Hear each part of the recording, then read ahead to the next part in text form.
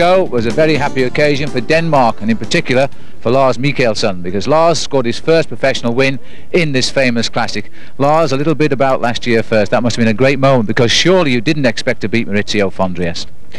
It's true. It has been a very big breakthrough for me to win last year's edition of Ghent Wevelgem, and yeah, I mean, beating von Triest afterwards, you realize it was something big, because when it happened, it just happened.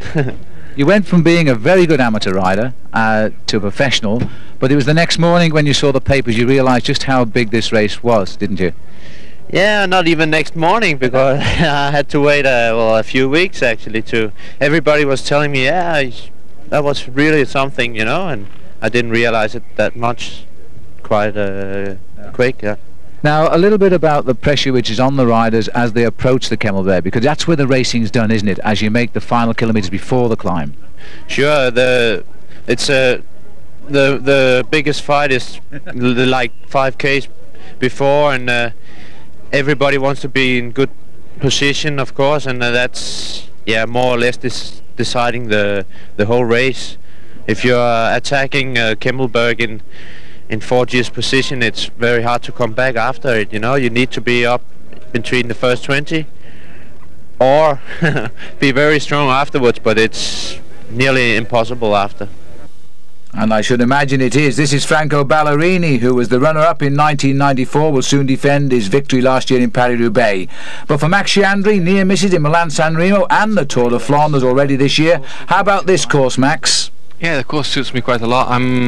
Fortunately, I'm a bit sick, and I don't know if I'm going to finish the race. I'm just going to sit in and see the first 100 Ks, how they're going to go, and then we'll see.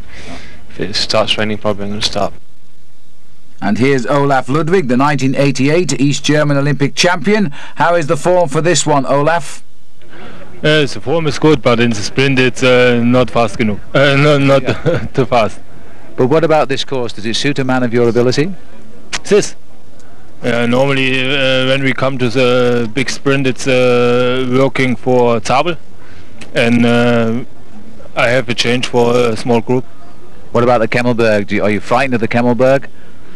It's the last time on the Camel. It's 30 kilometers from the finish, and I think it's very, very fast.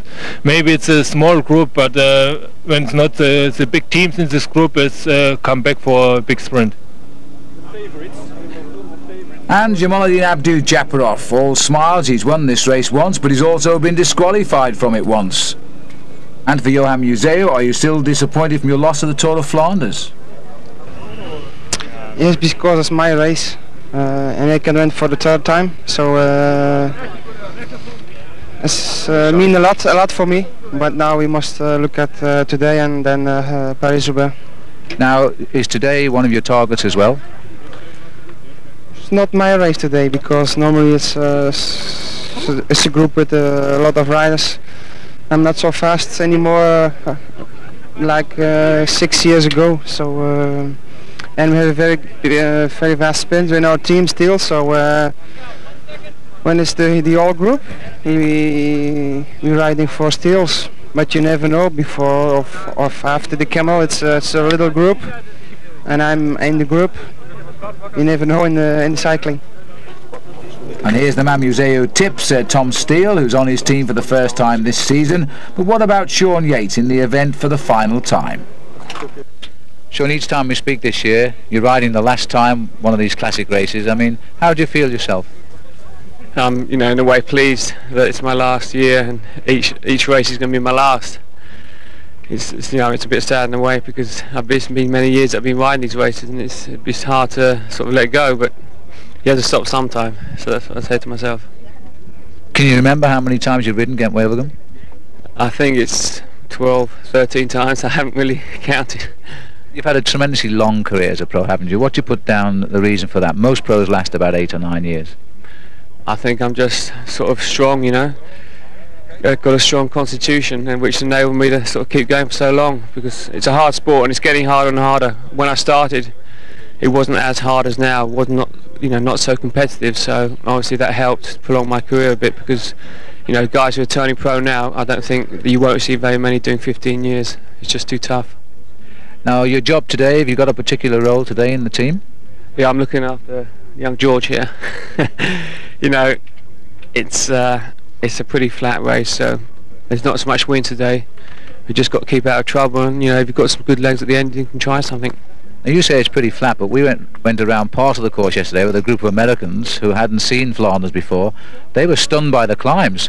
Yeah, there's some steep ones. The Ken was very hard, you know, obviously, and that's the tough part of the course, which is why you've got to keep out of trouble up until there, so you've got enough in your legs left. Well, let's have a little word with George, who's sitting very passive in the corner of the car. George, it's your second Ghent Wevelgem? Yeah, no, third Ghent Wevelgem. Yep. And now you're going to win for Motorola, is that right? I'm going to try. We don't know what's going to happen. I mean, Sunday was a pretty hard race, and I still feel a bit tired, but I think everybody's going to feel pretty tired from Sunday. It's a different race from last year, so hopefully, I'll be okay at the finale. For sure, I'll try. Hopefully my legs will be good. And Andre Schmil, well, his best finish in this particular classic, 4th, so maybe he'll go better today. The beautiful city of Ghent, famous for its canals, of course. It really is a nice city to visit as well, and made famous for all cyclists, because this is usually the base for those people who come to Belgium and hope to ride well in the classics in the years that lie ahead. It's a great city to train in, and very often there's roads all down the canal system which make great roads for training because they are surfaced roads. The riders now rolling away for what is the 58th Ghent Wevelgem. It first began in 1934. This is Giovanni Lombardi, nearest the camera here, points champion in the last Olympic Games in Barcelona. He'd be the man just required for the sprint if he can get to the finish in the group, because he's a very good sprinter. Max Chandry here as well, looking quite relaxed as they roll away. And being given the team leadership for the day with riders number board 211. And these are the legs of the champion of Belgium, Wilfried Nelissen. 7 wins already this year, including 3 stages of the Étoile de Bessèges, the Almeria Classic, 2 stages of the Route del Sol, and a stage of Paris-Nice. He's on form. And he looks pretty happy about it as well. And on the far side, number 24 there is John Den Braber, a Dutchman who is a great sprinter, now a professional. So the riders out on the open road. The change of course this year, they don't go into France as they have done in recent years. They stay inside Belgium.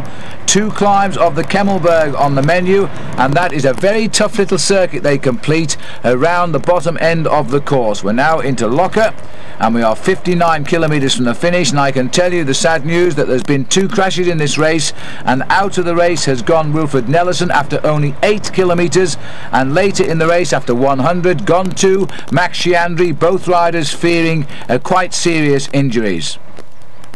And the field still searching for a move that might break this big field up. We haven't seen one for the best part of the whole of the racing today.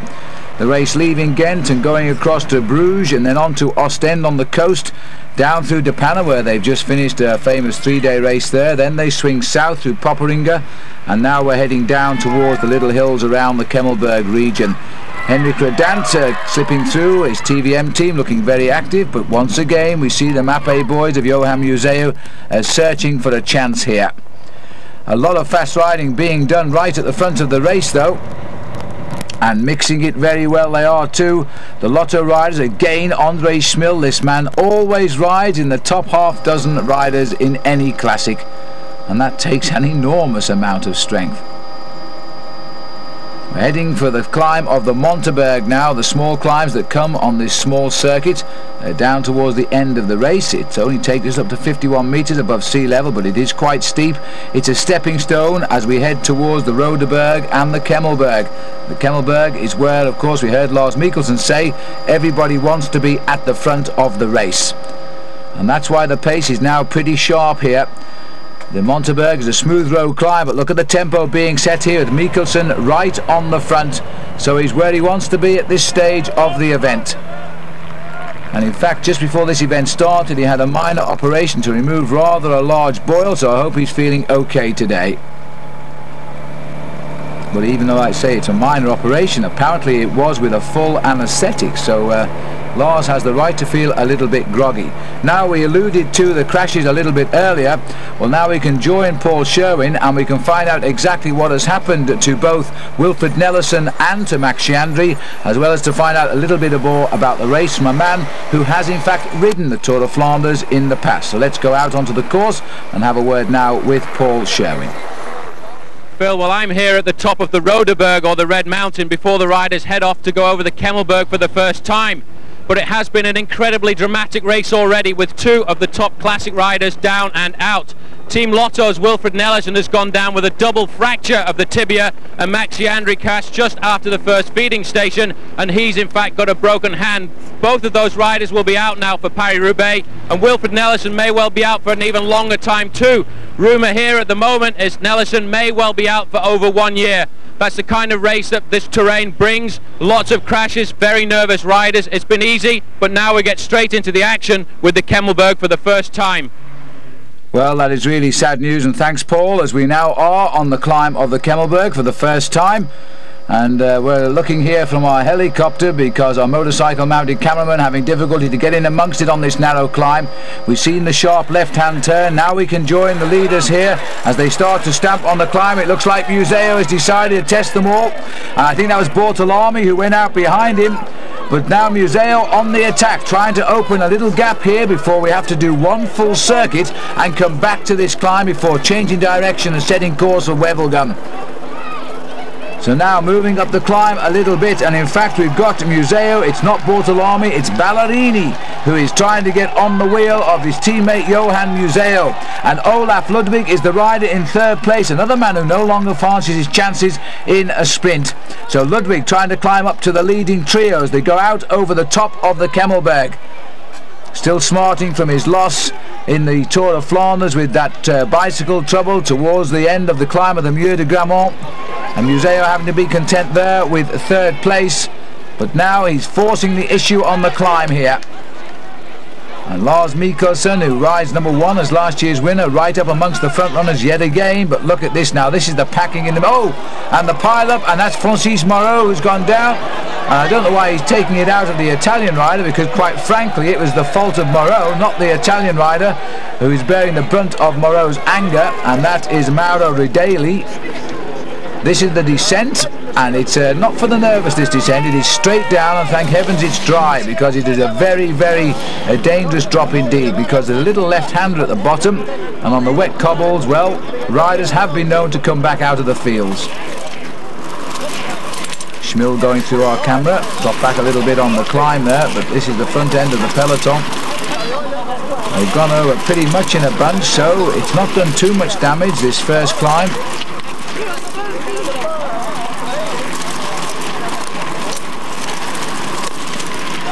And the riders rattling and crashing over the cobblestones. This is actually a very nice part of Belgium. There's a hotel at the top of this climb, and there'll be plenty of people in that hotel now rushing in to continue watching the Ghent Wevelgem on television, and then running outside again to watch it come up the Kemmelberg in another few minutes' time. This is a short circuit.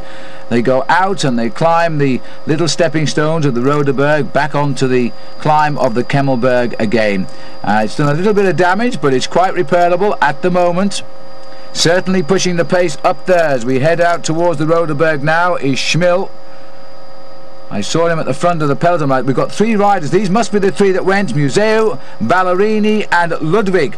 So they've built a little lead, and Ludwig sitting there at the back of the race, and he's not going to work too much with these 2 Mappe boys. Here's that little incident I think they're going to show us here of Francis Moreau.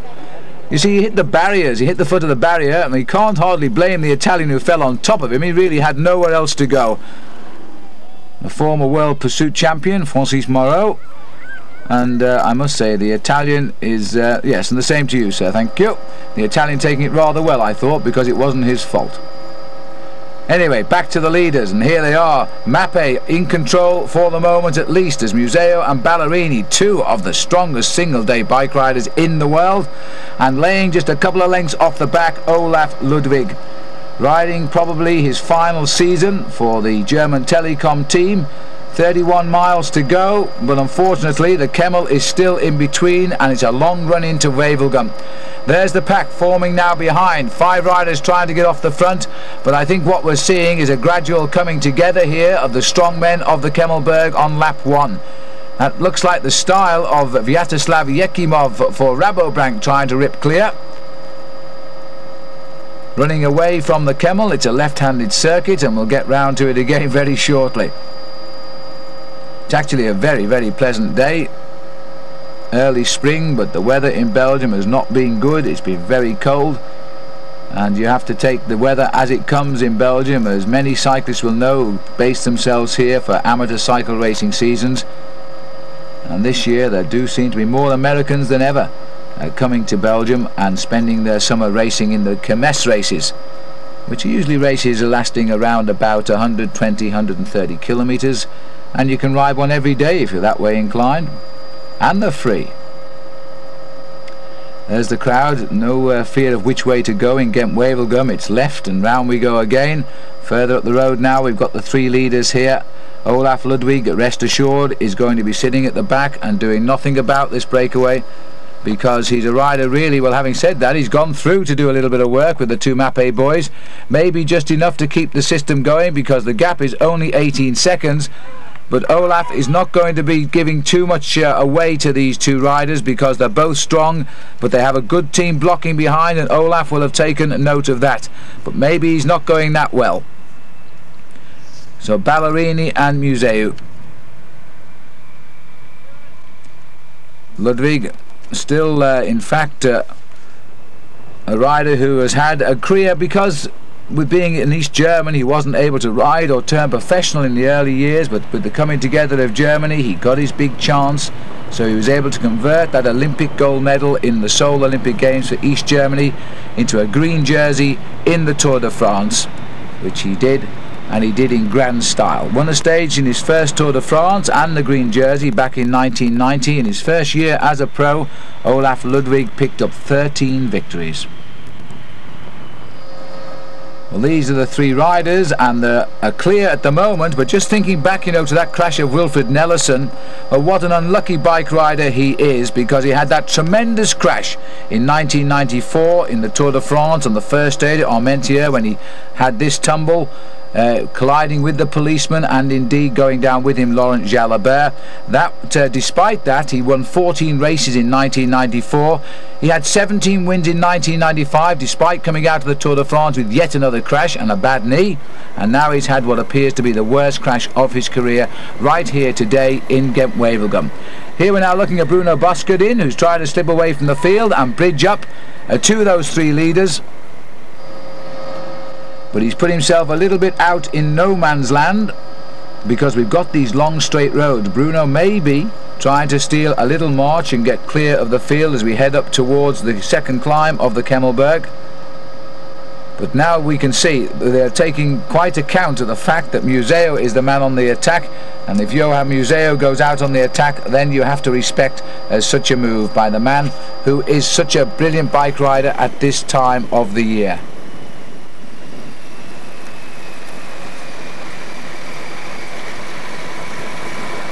And the line fragmenting just a little bit now as the group gathers momentum. Funnily enough, the reason that Johan Museu feels this race is never for him is because he's never won it, although he had a 2nd place behind Herman Frison in 1990, and yet he's never managed to win. That looks like Eric van der Aarden from Bachiliat on the far side. Yes, it is, former winner of Paris-Roubaix. And a nice little grit to the teeth there by the Motorola rider Andrea Perron, as Perron also goes off onto the attack.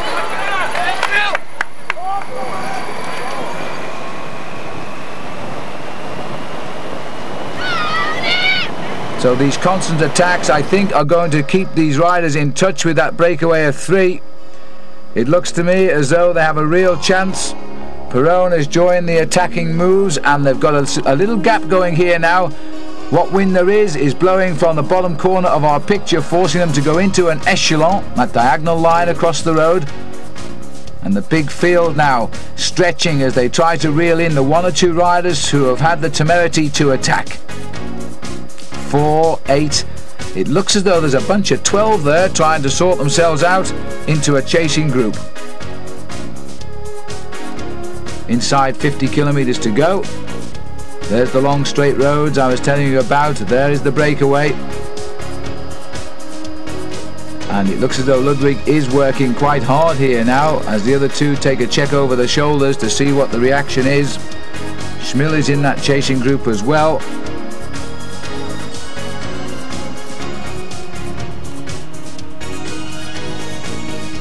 Ludwig for Telecom dropping back.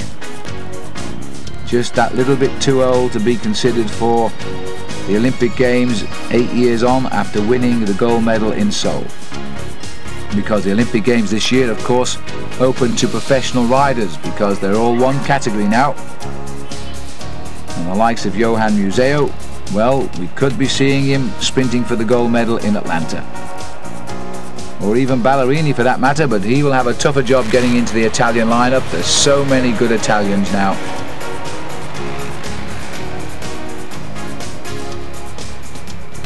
Ludwig checking over his shoulder, deciding it's still worth going on, and it most certainly is. If they can just keep away till the climb of the Kemmel, they might well break the spirit of the chasers.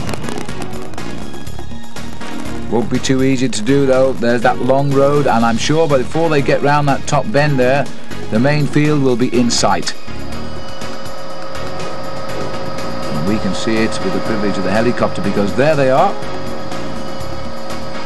And that little group is still clear. In fact, it's quite a big group now because look at the group that's coming across too. This is a very workmanlike group. 2, 4, 6, 8, 10, 12, 14 riders being joined by about another dozen.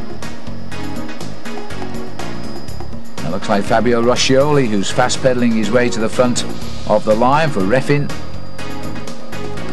Absolutely flying, and there's the back group getting on, and they're saying it's 31 seconds, so they are holding a little bit as we make our circuit of the mountains before lining up for the finish. One more climb of the Kemmelberg to come.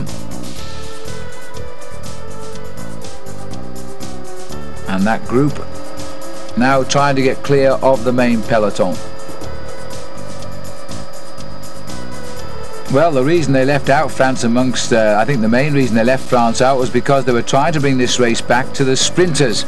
Because, you know, organisers now making the races around the world so hard, the sprinters don't seem to be having their moment of glory anymore. And so they thought that by reducing the overall climbing on the race, they would make it more a sprinters finale. Well, at the moment, that is not happening, although in years gone by, we certainly would have referred to Museo and Ludwig as sprinters. But as you get older, you tend to lose your speed, so they're more like stayers now. This looks like Bruno Boscodin having a little go at the front now. Quick reaction though from the teammates of the two up the road, and not surprisingly so.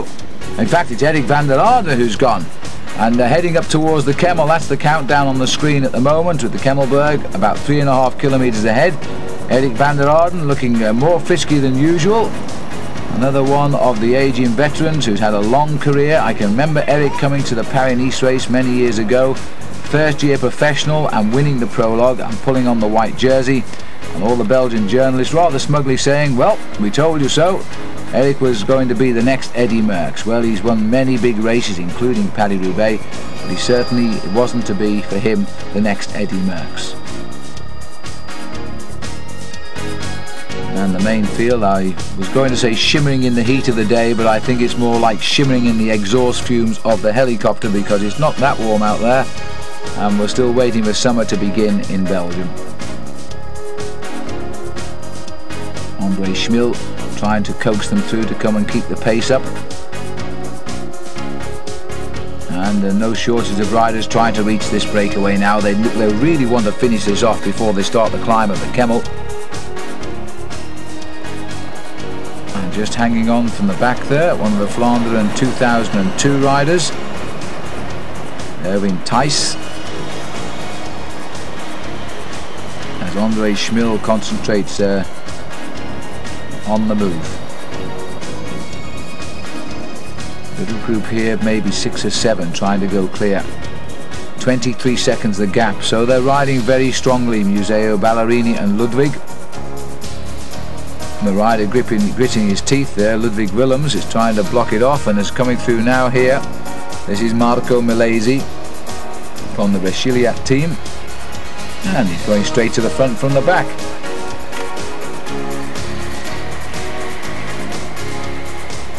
And no problem with the counter-attack coming there either. Wilfred Peters, who is such a great lieutenant for the Mapei team.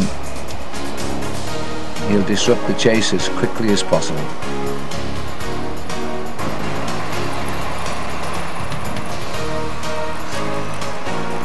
And in fact, I said that was it looks like it's Nico Mata, and it's not Andre Schmil from the Lotto team, and in fact it isn't. There he is, little Nico Mata, who's now into the driving force of this breakaway.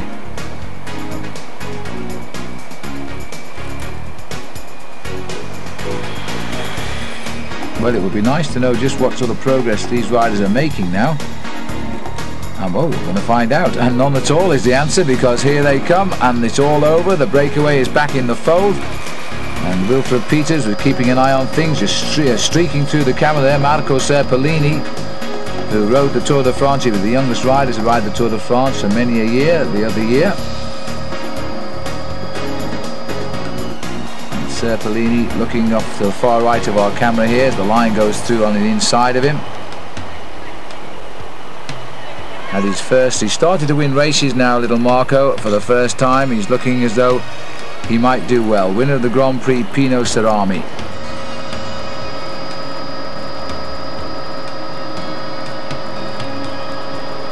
"16 seconds the gap." So they're beginning to chisel their way into this gap now. And I just have that feeling that Ludwig isn't up to that breakaway. He struggled a bit to get on it.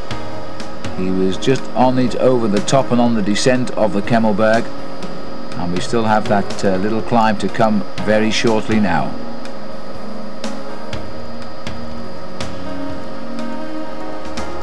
And there they are. It's getting very near to clearing all the cars out of the gap here. Ludwig riding number 2 wheel at the moment.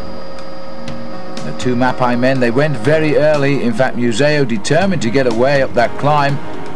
He almost prophesied he would like to be in a small group. I think he would like the group to be a little bit larger than just 3. But this has certainly been a tough circuit for them. They've had to do all of the work at the front and keep the pace pretty high, because the race behind hasn't desisted at all. There's been plenty of counter-attacks on the move.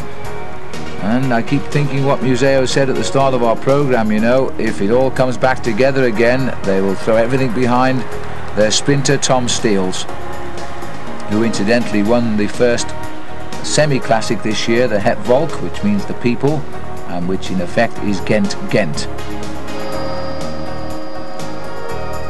That was a good win for Tom Steels, because he was on the smaller Flandern 2002 team, but now he's moved across to a big team, Mapei. With the strength of big riders behind you, you can do so much more if you've got the talent. And it looks as though we've had a general reforming of the big peloton and a rethinking as one rider here tries to get away.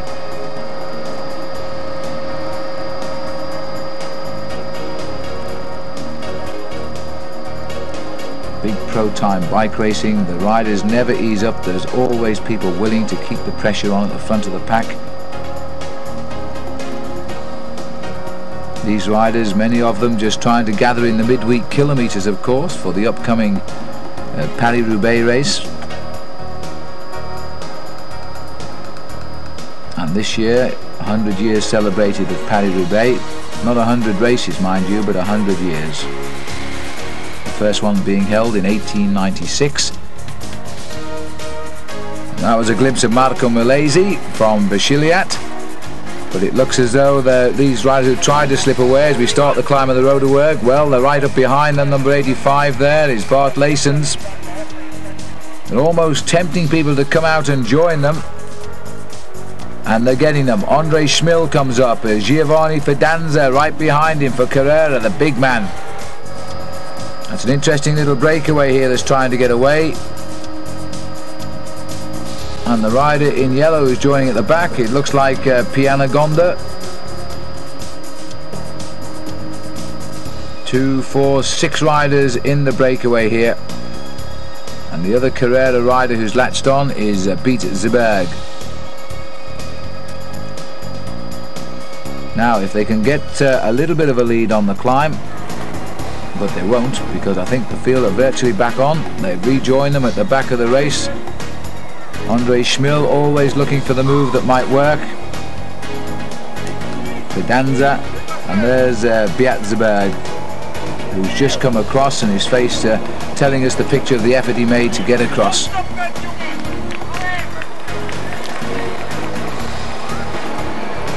But the whole field, as they come over the top of the Rodeberg, and we still haven't picked up those three riders. They're dangling in front, but they're not catching up. So it's going to go down to the last climb of the Kemmelberg here as to whether they can hold them off or not. But there's a sure sign when you see the long thin line that the peloton now is getting itself into angry mood. There are the three leaders. They might just be out of sight around that bend from the chase. But we're looking at only about 20-25 seconds.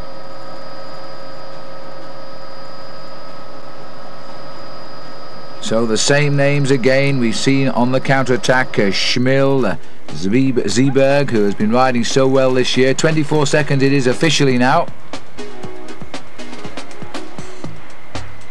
Johan Museo, this cool man.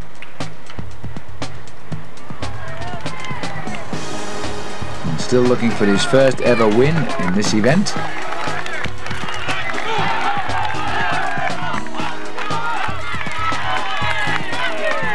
Abdul-Jabbar winning in 91 and Mario Cipollini the two following years, it certainly used to be a race for the sprinters. It used to be known as the Cipollini-Abdul-Jabbar affair because they always seemed to battle out the finish together, and Abdu in fact overdoing it on one occasion, and although he crossed the line in first place, he was disqualified from the event and the victory went to Cipollini. Otherwise Abdu would have 2 victories to Cipollini's 1. Instead it's the other way around. There seems to be a problem with the roof on that property there, but I'm sure they'll fix it before the rains come.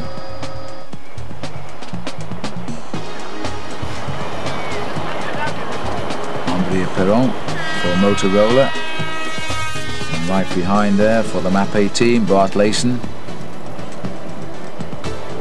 And slipping up on the outside here is Emmanuel Magnan from the Festina team. There he goes.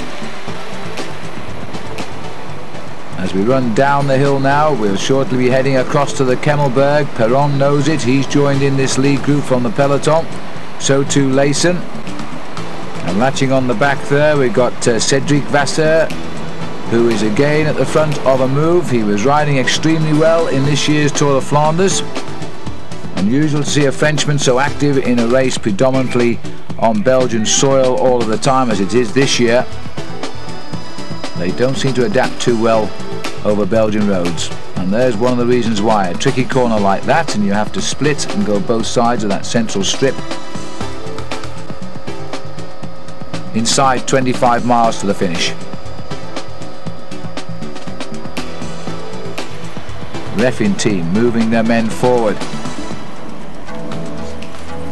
and the gap holds. It's coming down slightly now. It's 17 seconds the gap now. Fabio Roscioli here setting the pace. The Lotto boys thinking they might bring their man Andre Schmil to the fore, who's third in line here. There's a lot of riders feeling they have confidence, but the reason the race is on now, of course, is we're approaching the Kemmelberg. Look at the surges coming on both sides of the road in the peloton. Unusual to see a car parked at that point on the course, I have to say. But watch the peloton now as riders try to fight their way literally to the front of this group to get the first shout at the Kemmelberg. Bit of a tight squeeze again there, but the pace is going to stay high now until we make the turn onto the Kemmel. The rider who's setting the pace here is Mauro Bettin, who was a long breakaway rider in the Tour of Flanders before getting swept up. There he is. So he's still, and this is Fabio Roscioli, his teammate right in front of him. There's Bettin.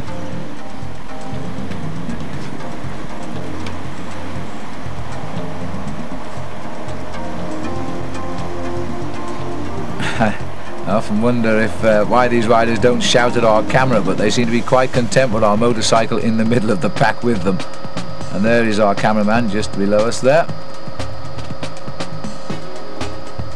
And the peloton are really moving now. You see how close they are together. There's nobody really can get through. Here comes the surge on the far side to move them up about 20 places. And those that can grab the train can get up, but there's no sooner you get up there, the surge usually switches sides of the roads and you're back where you started from.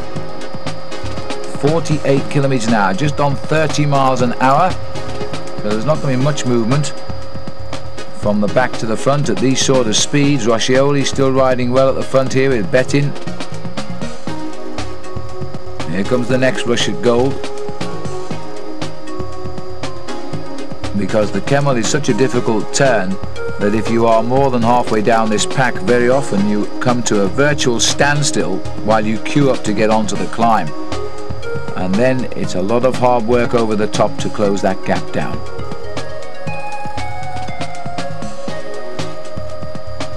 And there's still a lot of riders fancying their chances because that breakaway of 3 has not gone by any means.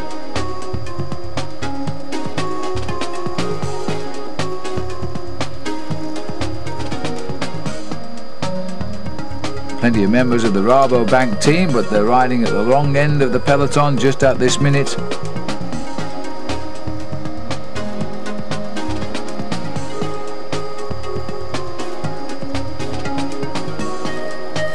Now the left turn, but we're still in the town here. We're not the left turn up to the Kemmelberg. We've still a little way to go to the climb. And we haven't seen anything of the front 3. The kilometers ticking off, 36 left.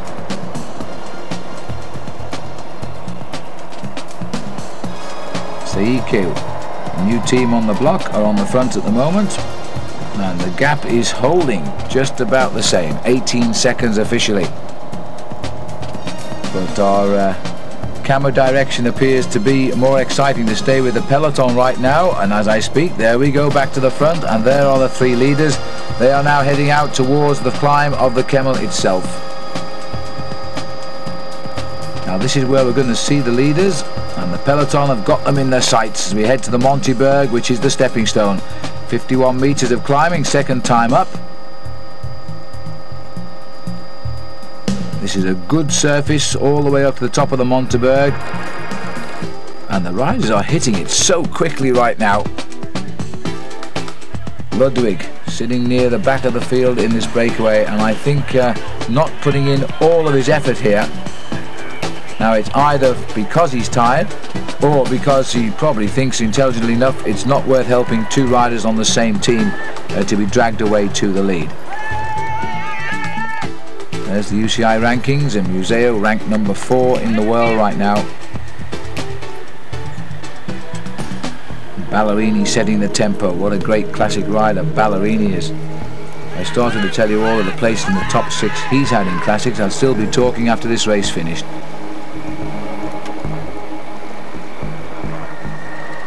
And we've got a man going clear of the field here. It looked as though it might well be. Oh, it's Abdul-Jabbar. I can't believe it. Giovanni Abdul-Jabbar has gone clear here on a climb. And remember, he's won this race before. He's finished 3rd in it. He's also been disqualified in it. So he knows all about Ghent Wevelgem. But he's decided to try and tempt somebody to come and join him. Little Jamaluddin, and he's actually riding quite well this year. Jamaluddin Abdul-Jabbar. He's joined the new firm of Refin. He won the first stage of the Tour of Murcia. He won a stage in Tirreno Adriatico and a stage in the Tour of Sardinia with that sprint of his. So he's had 3 wins, whereas last year his win came in the Tour du Pont in the United States. So Jamaluddin Abdul-Jabbar trying to get across the gap between the 2 climbs of the Monteberg and the Kemmelberg.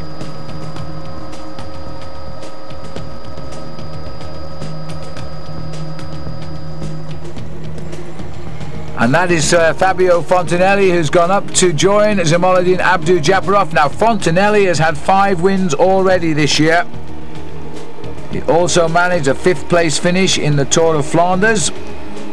He won the Trophy Pantalica in Italy. He won the Grand Prix La Marseillaise, the first event of the year, in February, so he's been on a winning streak right from the start of the season. So he's confident.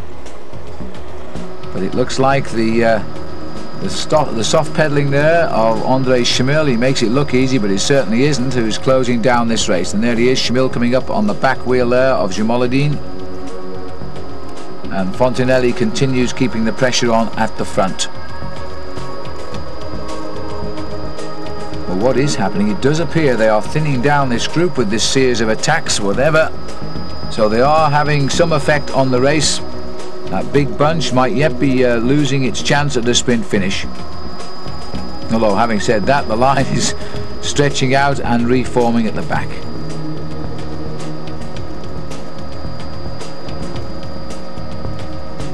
And still they're holding off, but the gap inch by inch is coming down. It's now 12 seconds. And the left turn now onto the Kemmelberg. So I think first round was Fontanelli.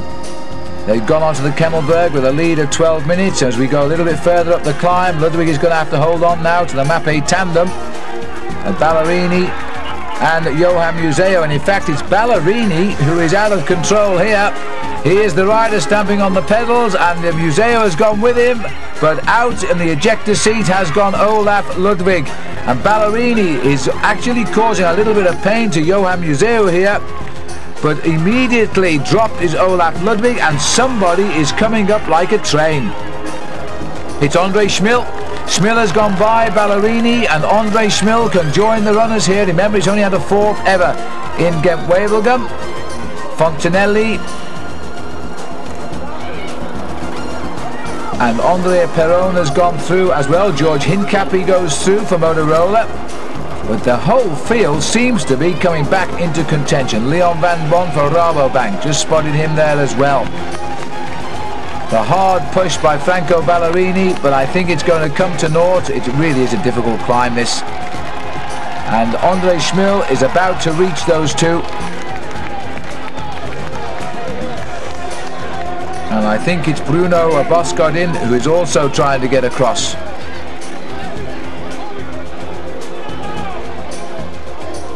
And now you see the slow move here. The face of Shawn Yates on the right as he digs his way deeply into those reserves to get him over the top of the climb.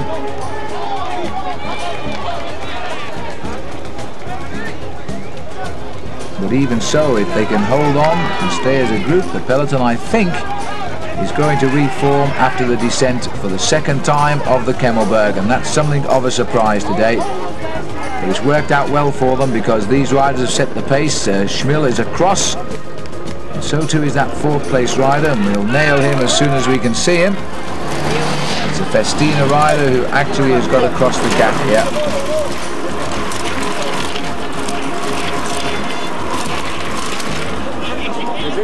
So I'm pretty certain that that is indeed Bruno Boskardin who has gone over the gap. So we've got four riders now setting the pace as we bounce our way down to the ground floor over the Kemmelberg.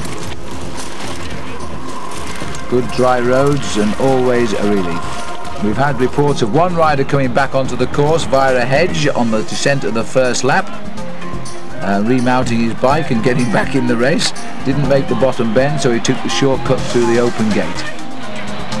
And this is Frédéric Moncassin, who is latching on at the back of what seems to be the reforming of the group at the front. And it is Ballerini, Museu, Schmil and Boskardin, number 2 there. They are the final composition of the escape now. So they may have lost Olaf Ludwig, but they've gained in effect Schmil, who is an excellent rider. Moncassin they won't want because he's a jolly good sprinter. And Boskardin is the sort of man who could go alone near the end. And I'm sure Museo and Ballerini are now assessing just how fresh these riders are, but I don't think it matters, because all of a sudden the peloton are right up with them. And that's a respectable sized group, and I don't think they're going to hold off this lot either. So 2 climbs of the Kemmelberg has not broken the spirit of the sprinters today. And now I wonder if Johan Museo is saying what he said to us at the start of the programme. If he didn't get away in a small group, he would throw all his weight behind helping Tom Steels win the day. We'll see. Because now he's back in the field. This is Frédéric Moncassin, the rider who had such bad luck. He didn't start the Tour de France last year, but he was there at the presentation at the beginning and then promptly fell down the stairs and broke his ankle. And so he had to be replaced quite literally on the eve of the race. there is Bruno Bosca down, another rider who has had his moments of glory in the classics.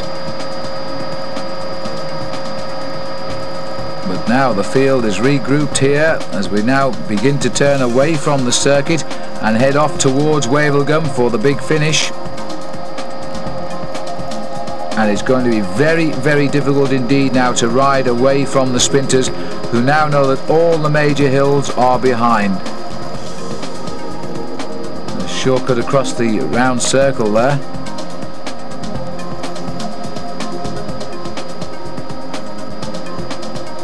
But the pressure really on now, because there's an awful lot of racing being done here at the front.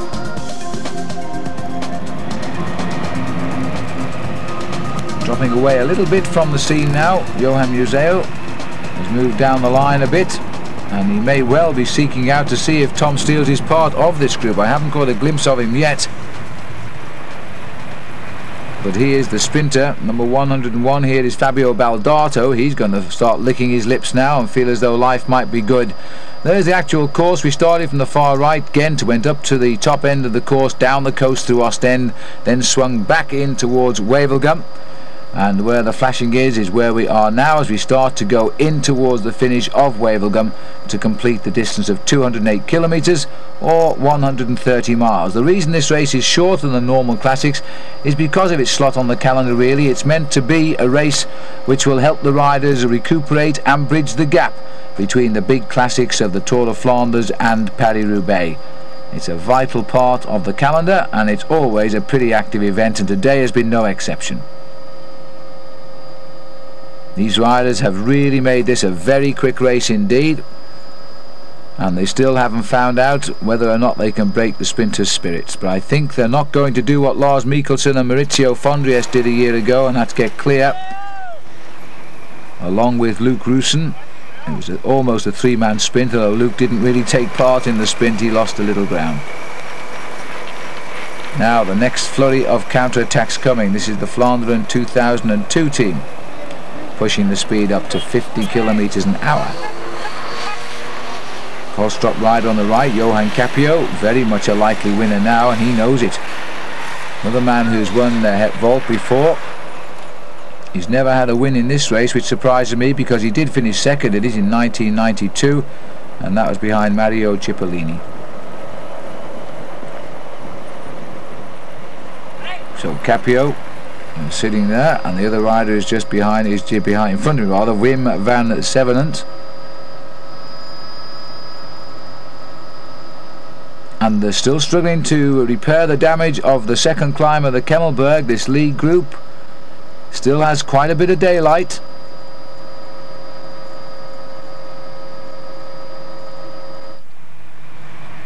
And there again, trying to go is Fontinelli. Everybody at full stretch here. Look at the gaps between the wheels.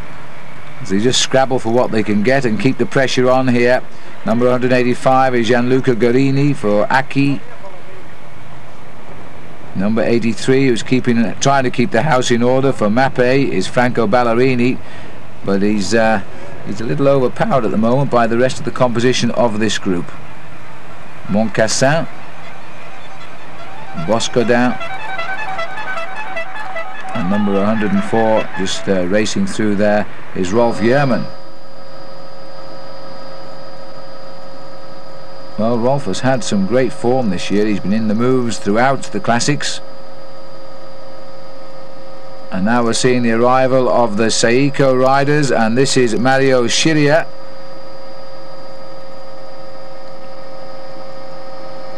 But Scirea, really the only rider that they've got with a real chance of winning this for them in this race is Silvio Martinello, who is the big time sprinter.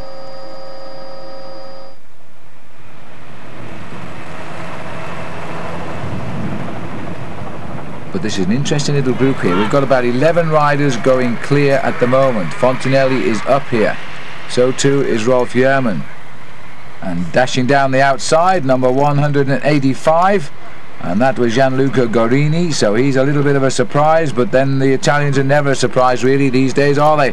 Fontinelli is the rider we've got to watch out for, number 102. He is having a great season, There's Jarman. He's nipping onto the back of the train now, just making sure what's going on behind him. So the MG team have got a nice recognition up here now, number 84 in this breakaway. Well, watch out for this one now, because this is Gianluca Golini, former World Cup holder, has got himself into the breakaway as well. So Mappe in the process of playing their second card now. I think their first one failed with that breakaway of Museo and Ballerini, but now they're trying to ease away Bertolini. There he is, just watching, just seeing how things pan out at the moment. Mario Sciria is here.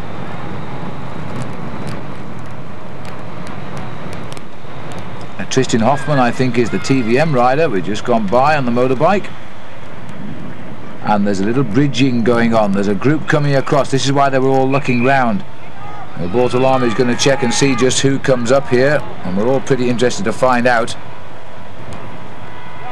Fontinelli, and up comes a Bruno Boscadin again. I didn't catch the face of that rider from Saiko who just joined behind him, but Boscadin is now back in the thick of it. He's had a very active race today, Bruno.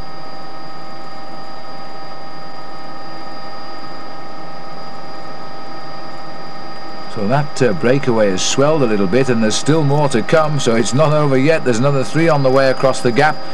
So the peloton has really struggled to close it, but riders have been nipping off the front of it and bridging the gap.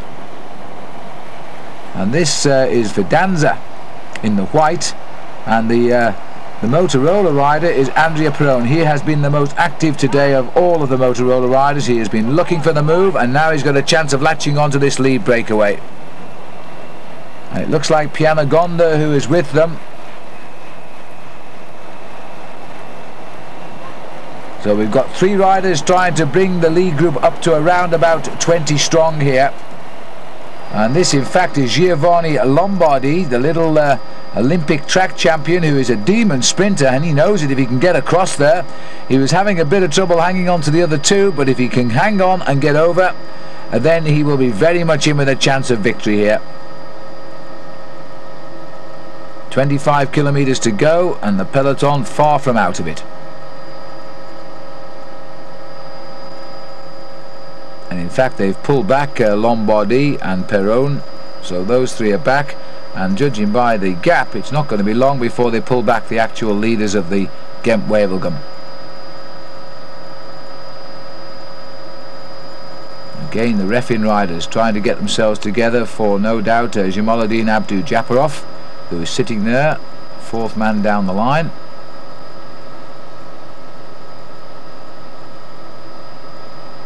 And these are great racing roads, narrow and twisty, and then you get these straights, which is rather discouraging for the breakaway. There's 11 riders in this lead group. The MG boys doing the driving. We've got 2 of them up here we know of, Fontinelli, and we've got the whole list now, and this is the break. Boscadin, Magnin, Ballerini, Bertolini, Pianagonda, Fontinelli, Yerman, Sciria, Golini and Moncassin, and it is Tristan Hoffmann in there for the TVM team. An awful lot of Italian jerseys in the lead on a Belgian road, that's for sure. There's Pianagonda in the yellow jersey of Polti near the back of the line. And just look at that now, look down the road and see that long line of riders now, as they probably race around about 45-50 kilometers an hour.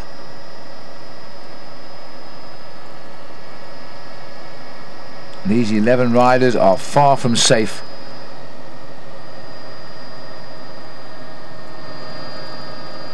Tremendously exciting racing here now. The gap is down to 13 seconds to the Ballerini lead group. But since the capture of Johan Museo, he seems to have been content to fall back into the field, and he's nowhere to be seen at the head of this group.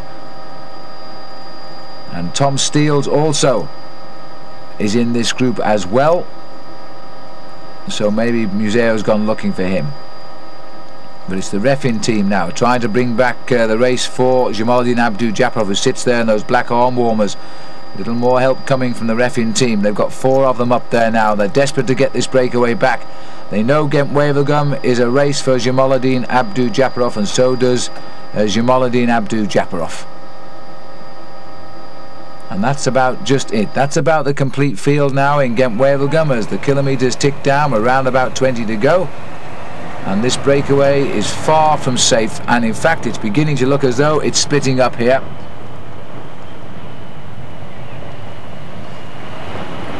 This is Mario Scirea, who is giving best to the speed by the look of it. 21 kilometres from the finish. And Bruno Boscardin checking out the 3 behind at the same time. Tristan Hoffmann is the rider in yellow here, number 235. Frédéric Moncassin, the rider in the Ghent colours. That's Boscardin. And in fact, the riders who've just come up, they must not have been... Oh no, it was Gianluca Pianagonda. It was Pianagonda who was in trouble there, but has come back. Ballerini offered them no help. He went off the back with them and he pedalled back on with them. He's sitting at the back of this line now. But the pressure must be pretty hard to bear in this breakaway because they are not escaping. But with it being a flat road now into Wevelgem, there's always the chance they will hang on. It's virtually the same. It was 13 seconds, it's now 16 seconds, so despite the speed of the peloton, at the moment they're going nowhere.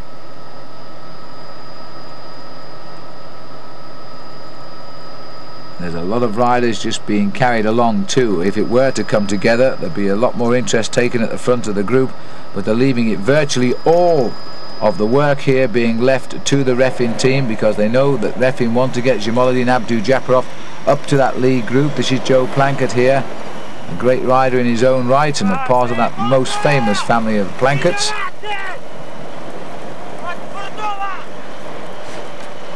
And a lot of flat-out racing being done by reffing. But they've got a good team, you know. They've got Asiat Saitov here, Fabio Roscioli, Gianluca Pierrabon.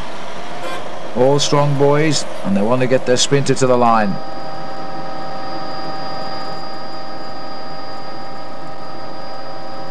And still a lot of effort being made at the front. The riders here pedalling right around that corner without a touch of the brakes.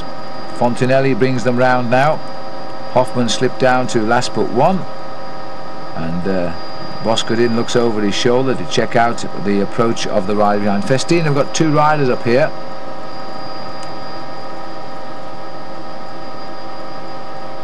Now, I don't think it's blowing a gale when you see the grass. It's the rotor blades of the helicopter, in fact, because the weather today is quite pleasant here in Belgium. Meanwhile, back to the reffing team time trial. And all they're doing is just holding at the same distance. They need a little help from the other teams, and I'm not sure from which teams that help will come. Slipping down to the back of the race now. We've got Fontinelli, who was leading at the front. Pianagonda is also at the back.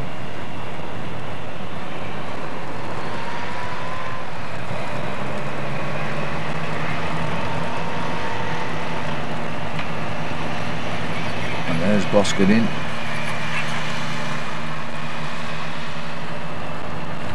And Emmanuel Magnon, the other rider for Festina. Mario Scirea going through nearest the camera. Tristan Hoffmann bringing up the outside with Magnon on his wheel. Well, the boys from Festina aren't too worried about the whereabouts of the man who won it for them last year, Lars Mikkelsen. He's still in this main group here. But Boscardin and Magnon continuing to try and flee the coupe up front.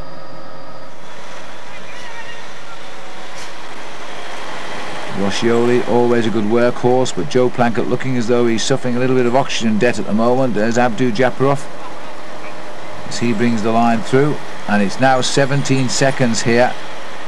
Eddie Seigneur, former champion of France for Ghent, he's just gone by us. And this rider here, Frédéric Guesdon, rides for the Polti team.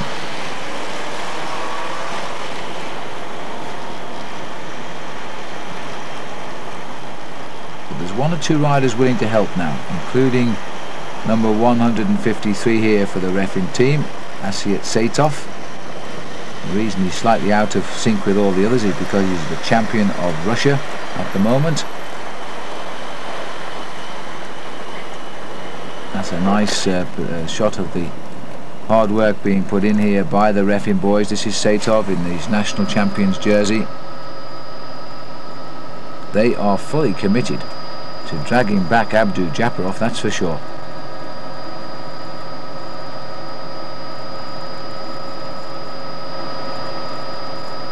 Just over 10 miles to go to the finish, and they have not allowed that breakaway out of their sight, but they've really not been able to catch it either. And there we look, another second, it's gone the other way really, because we were closer, now we're getting further away again.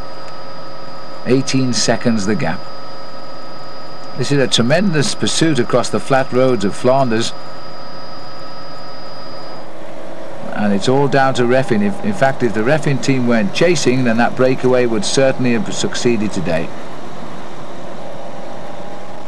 Satov doesn't seem to be enjoying it too much at the moment, and I'm sure Pianagonda will be delighted to know his team are chasing so hard to try and catch him. The Polti boys here, maybe they don't know he's in the breakaway.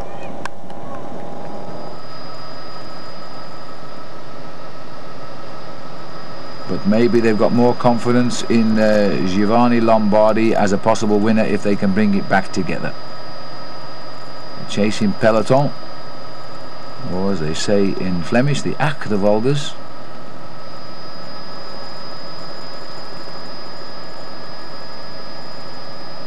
Satov at the front now, and let's have a look, see if we're getting any closer. No, we're not. We're about the same actually, because they've still got this flotilla of motorcycles and the following car in.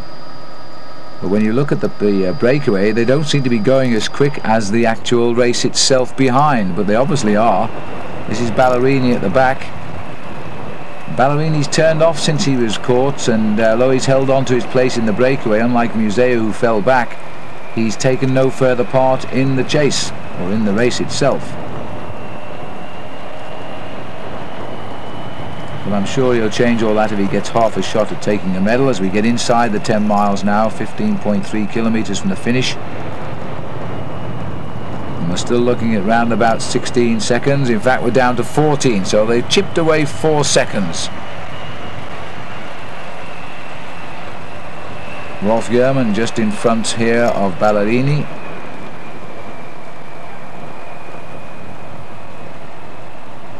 And the 2002 rider there is Erwin Thijs, I think, but he doesn't look very comfortable now. It looks as though he's feeling the pace just that little bit, and I'm not surprised because they're absolutely flying here. Federico Moncassin,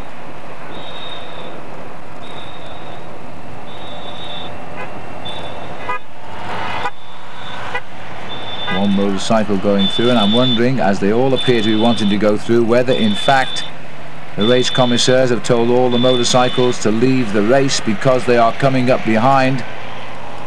It's often the case if the riders start looking over their shoulders to check it out, and I think we can assume that is so. But at the moment they're getting on with the job.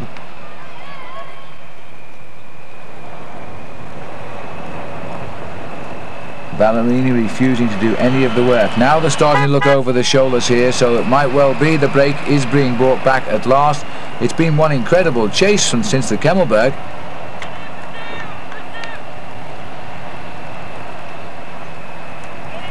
Little Fabio Fontinelli, one place up the line from Ballerini. Both fancy their chances if it comes down to the finish. A little that was very nice of you, Franco. I'm sure Tristan wants to be pushed back in the line. He's obviously feeling the pace as well. Tristan Hoffman there, former champion of Holland, now gets pushed back into the line by Ballerini, who quite clearly wants no further part of it at the moment anyway. But there they are, and although the camera will foreshorten this shot, I really think they are closing in now rapidly indeed. So we've got Pianagonda setting the pace at the front, and for the moment at least the Polti team have taken off the chase at the back. Only just though, because they've got the man in second place there.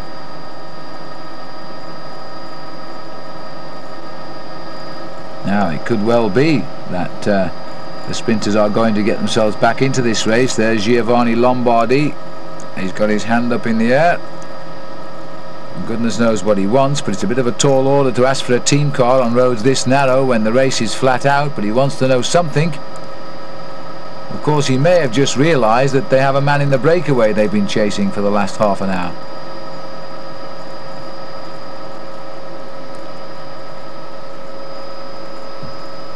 Out onto the open highway. Now they'll get their real shot at bringing back this breakaway because they're on good wide roads again. They're virtually there. It just takes a good sprint by somebody to cross the gap and it will be all over. This is Frederic Griesden from Polti, who's contributed a lot to the downfall of his teammate Gianluca Pianagonda, who's in the leading group, and now happy to work with the ref-in team. So clearly they're not interested in Pianagonda's business up front. They are going to close down this breakaway whatever happens. The ref-in boys have contributed most and have done a great job here. Fabio Roscioli in particular. This marvellous turn of speed. He won a stage of the Tour de France once. He always promised his 25 neighbours that if he did win a stage he'd take them all out for dinner. Probably cost him more than the stage victory. But he did just that, and now he's about to close down this breakaway in Ghent Wevelgem.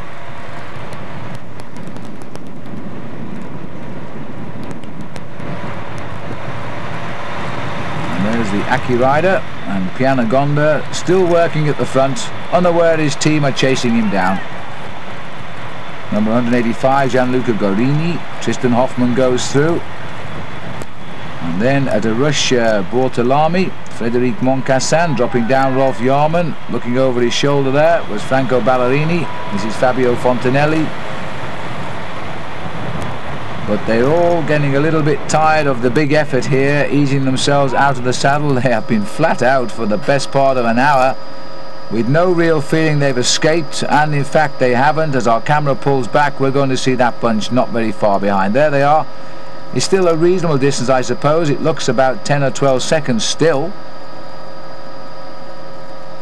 And that bunch slowly thinned out, even though many have got back after the descent of the Kemmelberg, and still the boys from the Refan team setting the pace. And I take it all back, because from the air it looked like it, but from the ground in fact the Telecom have come into the scene. They have very much the sprinters who can win this. The gap is just starting to slip out again to 18 seconds. Well, Telecom with Eric Zabel or Rolf Aldag really could finish this race for Telecom on a high note.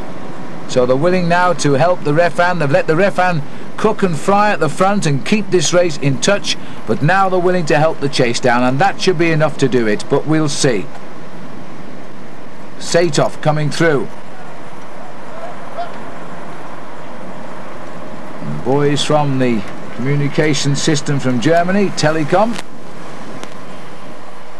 Big turn, big effort here by Satov. Time running out for the bunch who've never let this breakaway out of the sight, but there's still 12 kilometres to go.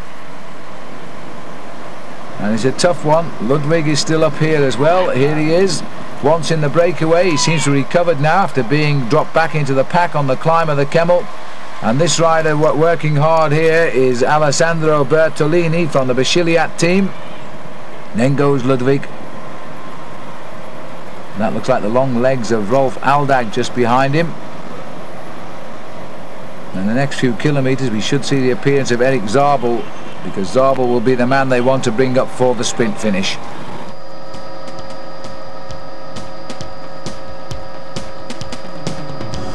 But now with the extra help of Telecom, I would expect to see that gap come down. This has been a remarkable breakaway. Just holding off the field, but never getting out of its sight. Everybody throwing the back into the break, except I think Ballerini, and occasionally too Fontanelli. Was 20, now 18.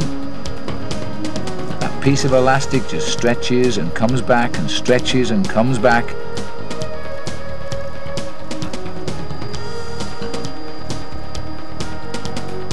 And it looks as though we're being left to the reffing team to try and bring them back again. And there we are, and it's our old favourite again doing all of the work, Fabio Roscioli. Right behind him, Olaf Ludwig. And Now the appearance of the Rabobank boys, because they too have men who could finish off in the sprint if they can use him. I'm not too sure, in fact, if Robin McEwen, the Australian on the team for the first year, is in this group, and I don't think he is. But he would have been their sprinter.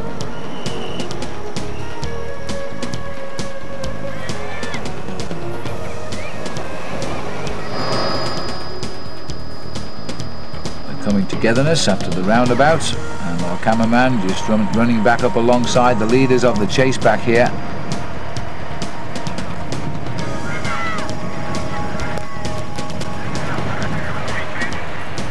And the Rabobank boys trying to do something about it, but they're really not. This is Edwig van Hooijdonk.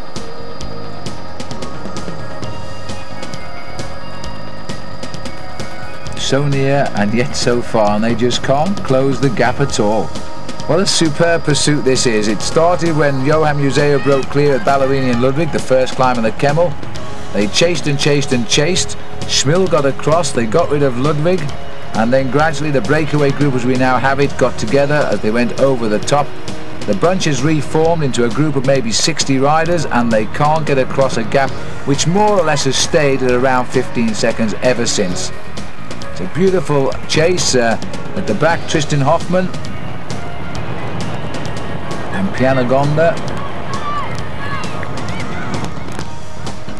And here we have again riders just trying to... Now this is interesting. If they start to split off the front like this, then they might well increase the lead just that little bit.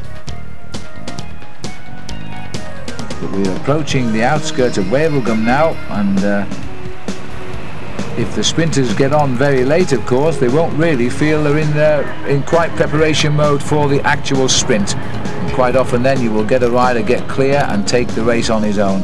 That's if they catch them at all right now.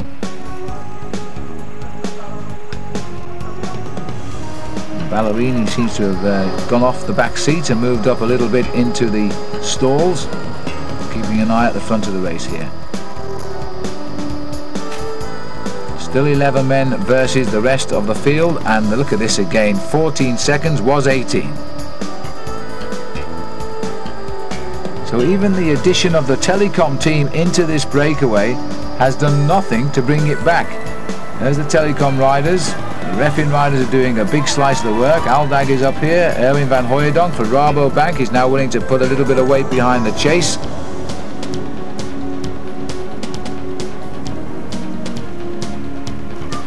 Hooijdonk taking them around the corner first. A little chance to see just which of the sprinters are down the line here, but none of them have yet. Leon van Bon there, he's a good sprinter, you know. If he gets his chance, he's still right in the action.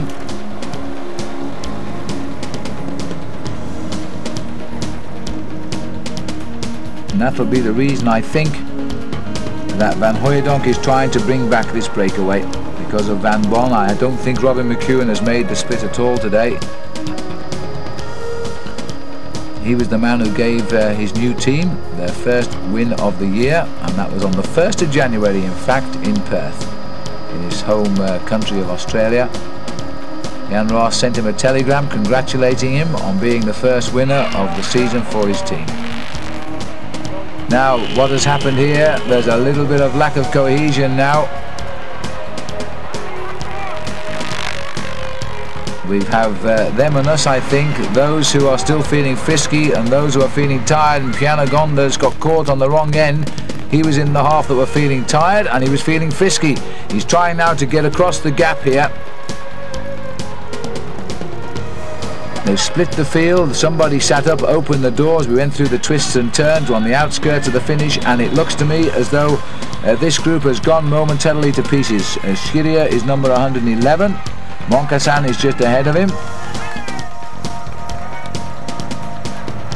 And that's an interesting split, and it might have to have been necessary, really, because sooner or later somebody would have surged out of that peloton and crossed the gap to them.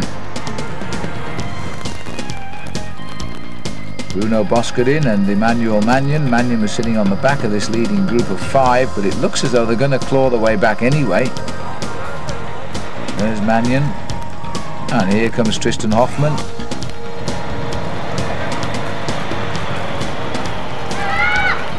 And tagging onto the back too, we've got Golini from the Aki team.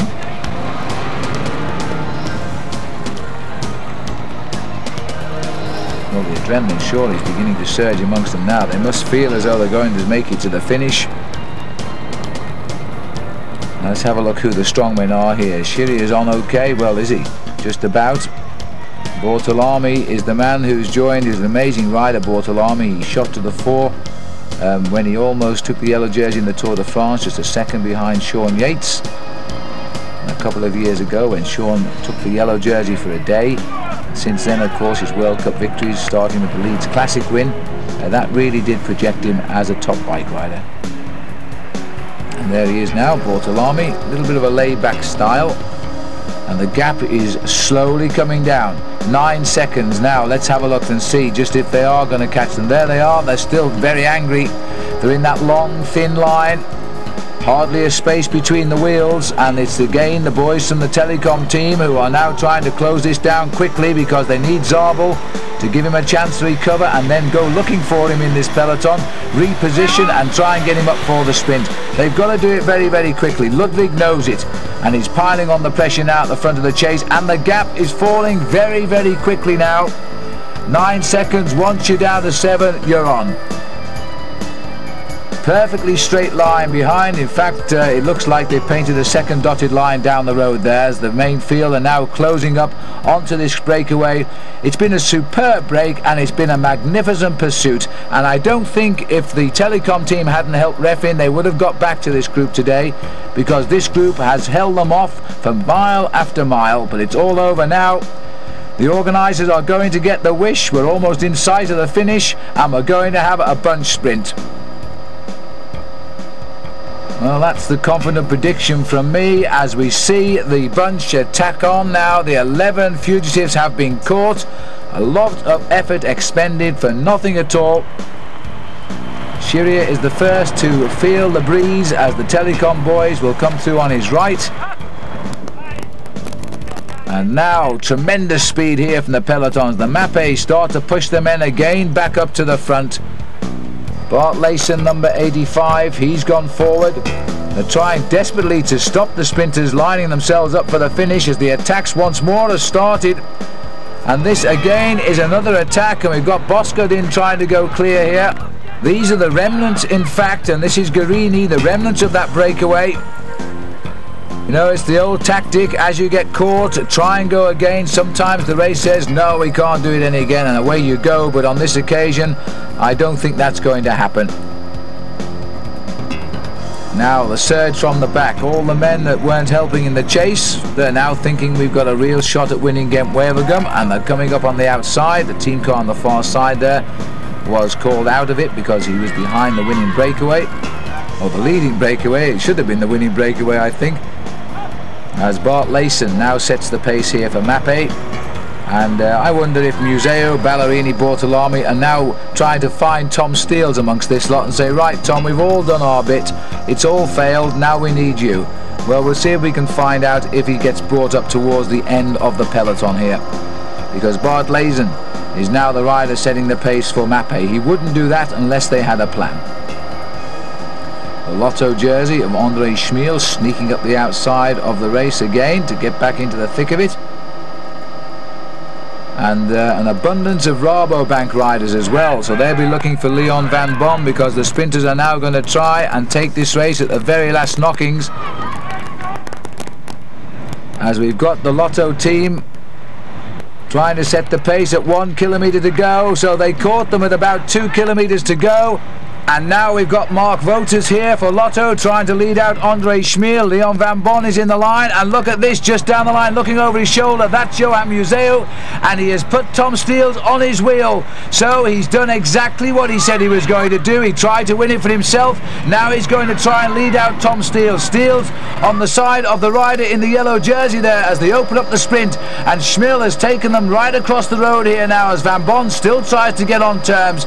This is going to be a tremendous finish. And look at the way they're bringing Steels through the group here as they line up for the finish. You've got Schmill on the left of our picture. Baldato is in the thick of the action here as well, but Schmill is still coming on the left, and now in the centre is Steels. Museo has dropped off. Tom Steels is coming to the line with Giovanni Lombardi shoulder to shoulder, and I think Tom Steels has taken that right on the line, and I think the rider punching the air was Johan Museo, because he was the man that did it for him. Let's look again now.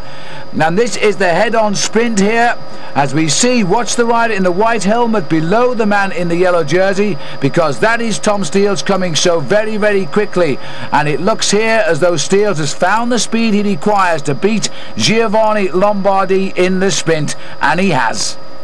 And now he's won the top two Belgian semi-classics of the year, Volk and Ghent Wevelgem, so what a difference it makes being on a top team, and I think that's right, isn't it, Tom? Yeah, of course, it's a big help. When there was a group in the front, we got two guys in the front, so we don't have to ride, and then we were just waiting until we got in the front, and then there were again 4 riders who ride the last 3 or 4 kilometers. So I'm always easy in the group. I don't have to worry about anything, just the last kilometer, and that's a big advantage when you're a sprinter. It's a big help to have teammates like Ballerini and Museo. Yeah, it's a big help there. Make it short, please. They're at the top of the road, I think, and when those guys work for you, then you got 50 or 60% more chance to win the race. They're the top of the world, but you're just behind. Hello. Yeah, maybe that's the future who's going to decide it.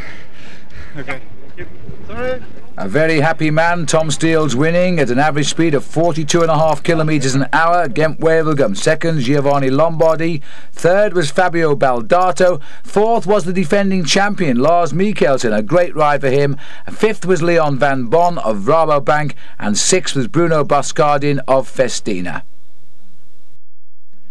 So this has been a mixed day for Motorola, a fine finish for George Hincapie, well inside the top 20 places, but indeed their team leader today, Max Chiandri, out of this event, and who knows, he might now be out of this year's Tour de France and even the Olympic Games for Great Britain. We certainly hope that will be proven not to be true.